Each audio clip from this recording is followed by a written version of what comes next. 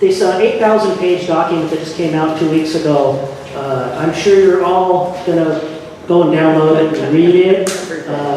I just tell you from my own experience in reading these documents, it's become a hobby of mine.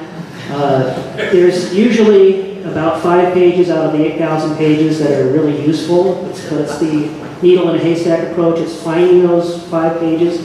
And the lawsuits that I've or others have been successful on, I can tell you that the evidence is only on a couple pages. Most of the rest of the pages are junk. Often the voluminous environmental impact report documents are done to basically bamboozle the public into thinking that they have no power and they shouldn't even waste any time reading the things in the first place. That's completely false.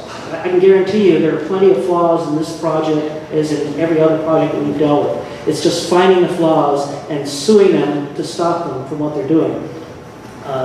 One little area of the law that I'm going to be speaking about tonight is what is restoration. The California Coastal Act was passed by the voters of California in 1974 and defined what you can do on a wetland. Marina del Rey Yacht Harbor, it could never be constructed now if it was wetlands now. Only 25% of the area of a wetland could be some kind of boating-related use.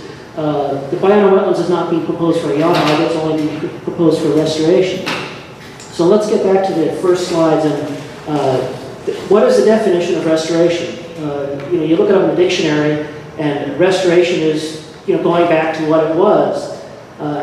It's not going back to what it never was.